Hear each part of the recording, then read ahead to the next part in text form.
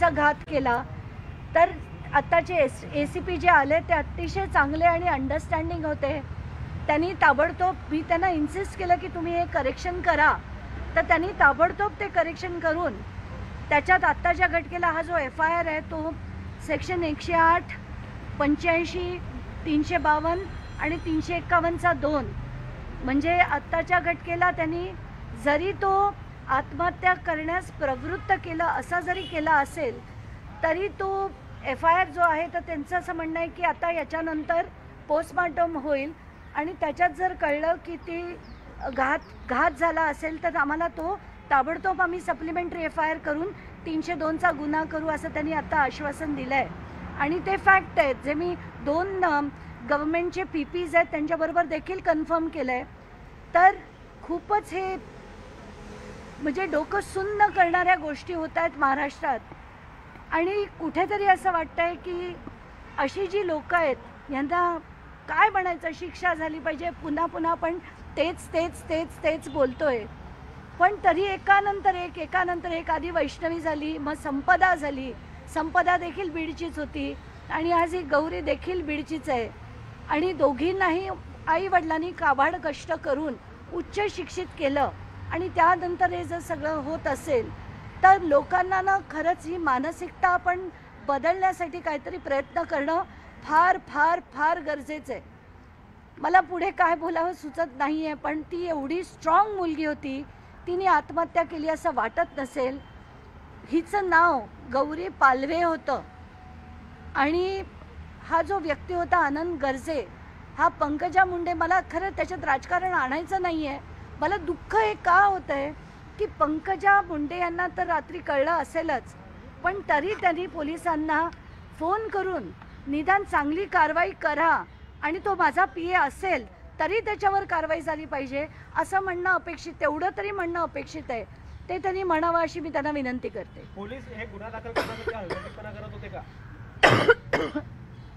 त्यांनी आई वडिलांना यायला वेळ लागला आणि त्यानंतर ते स्टेटमेंट गेला, कारण दोघंही अतिशय बधीर डोक्याने आले, कारण एवढी छोटी मुलगी आपली, तिचा प्राण जातो, त्यामुळे दिरंगाई झाली असं मला म्हणता येत नाही।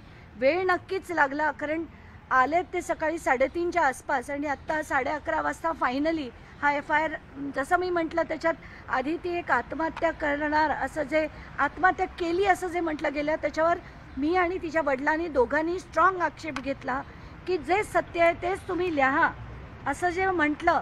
तर आत्ताच्या घटकेला हा जो सेक्शन लावण्यात आला आहे तर शेवटचा मी मुद्दाम वाचून दाखवते।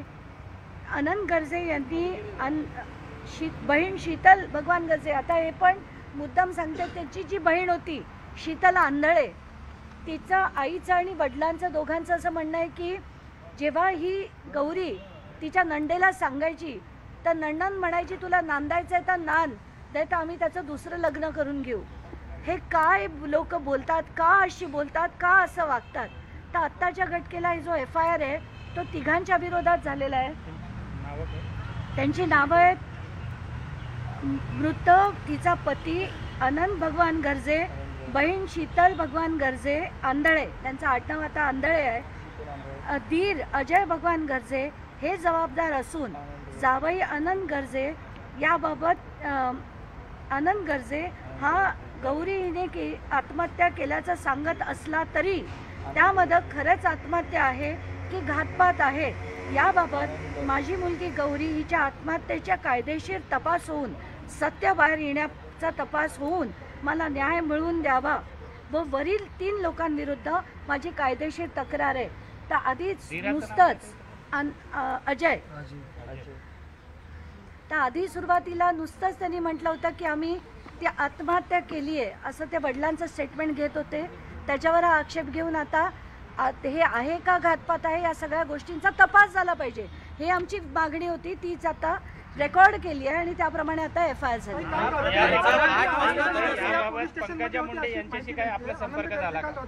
पोलीस ठाण्यामध्ये या होते तर नेमकी काय माहिती आनंद गर्जे आहेत? पोलिसांनी काही सांगितलंय का आनंद गर्जेला की ताब्यात घेणार आहे का किंवा आत्ताच्या घटकेला त्यांनी काहीच स्पष्टता दिली नाही। हाच प्रश्न मी पोलिसांना विचारला की आत्ता तो कुठे आहे, त्याला अटक झाली आहे की नाही, तर म्हणे आम्ही त्याला अटक करू, त्याचं मला वाटतं जसं तुम्ही म्हणतात पोलीस स्टेशनमध्ये होता, तर आत्ताच्या घटनेला ती कसलीही क्लॅरिटी त्यांनी मला दिलेली नाही. पण त्याला आम्ही अटक करू असं सांगितलंय. त्याचा मोबाईल जप्त झाला आहे की नाही, तिचा मोबाईल घेतला आहे की नाही, या सगळ्या गोष्टी मी विचारल्या आहेत, पण अजूनपर्यंत स्पष्ट उत्तर पोलिसांनी दिलेलं नाही.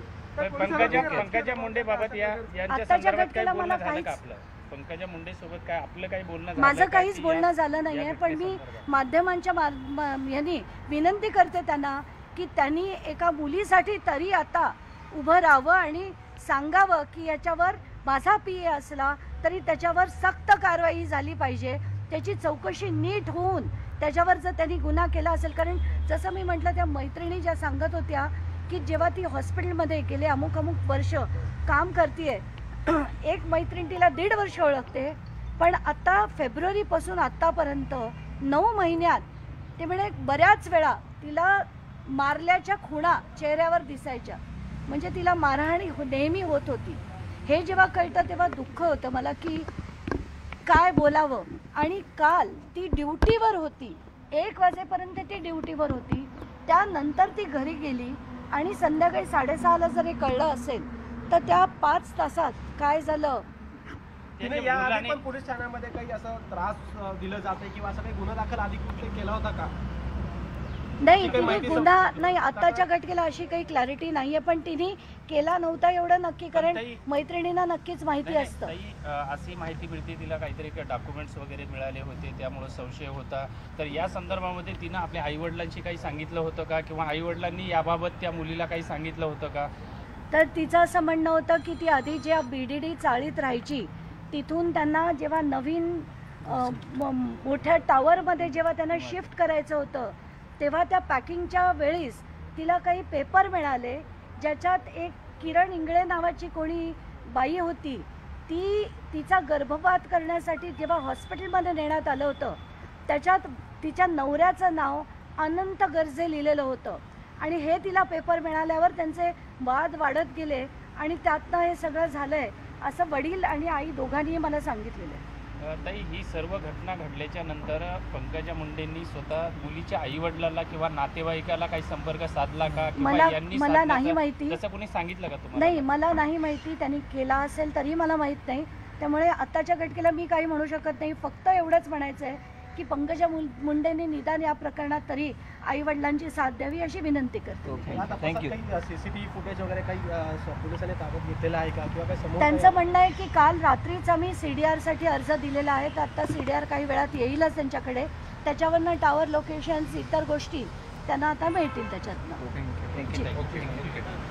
ताई, जरा ते FIRचं हे द्या ना. एक महत्त्वाची बातमी अशी की गौरी हिने जी आत्महत्या केली आहे, तर ही गौरी गर्जे नावाच्या एका व्यक्तीची पत्नी आहे, जो पंकजा मुंडेंचा PA आहे. तर सामाजिक कार्यकर्त्या अंजली दमान या गौरीच्या आईवडिलांशी बोलल्या, त्यांनी परिस्थिती समजून घेतली, त्या पोलीस स्टेशनला गेल्या, कोणती सेक्शन्स घाला या संदर्भात त्यांनी पोलिसांना विचारणा केली आणि आत्ता त्या पत्रकार परिषदेमध्ये प्रसारमाध्यमांशी बोलत होत्या. त्यांना सगळी माहिती देत होत्या की सकाळपासनं काय काय घडामोडी घडल्यात. वरळीतली ही गौरी आहे जिने आत्महत्या केली. साधारणपणे 1 वर्ष पण त्या दोघांच्या लग्नाला झालेलं नव्हतं. त्यामुळे आता कुटुंबियांनी